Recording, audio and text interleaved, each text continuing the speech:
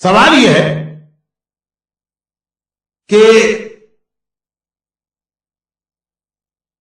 اگر کوئی آدمی یہ کلیم کرتا ہے کہ اس کا امام زمانہ سے ایکچوئل کانٹیکٹ ہوتا ہے تو ہماری اس کے بارے میں کیا رسپانسبلٹی؟ ہماری رسپانسبلٹی یہ ہے کہ ہم اس کو جھوٹا قرار دیں اور اس سے سارے کنیکشنز کاٹیں. البتہ پہلے یہ کنفرم ہونا چاہیے کہ وہ یہ کلیم کر رہا ہے کہ نہیں کر رہا.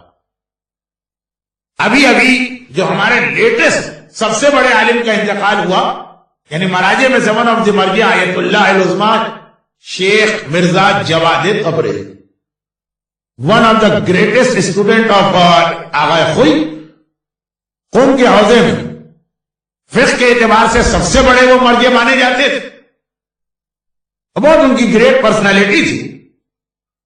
ان کے تو فتووں کی کتاب میں بھی یہ جملہ، یہ ان کا فتویٰ چھپا ہوا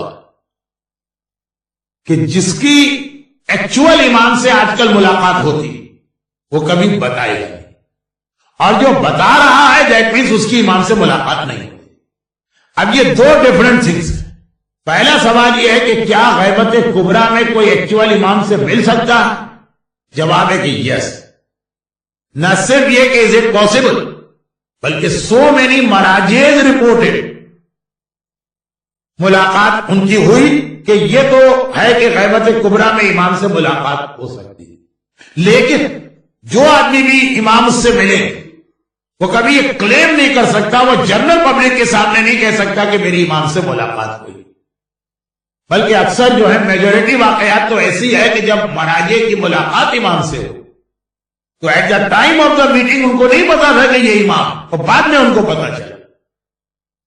کیسے پتا چلا وہ تو پوری سٹوریز ہیں، اور یہی میں کہہ رہا تھا کہ میں اس کو ایوائڈ کرنا چاہ رہا ہوں، ورنہ یہ کوشچن آنسر پوری ایک مجلس بن جائے گی.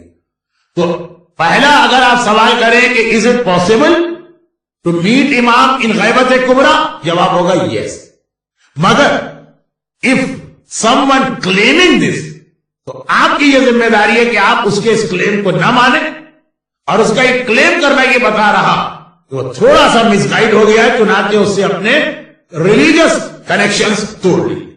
ہاں اگر آپ کا بھائی ہے تو صلہ رحمی والی ملاقات تو ہوگی،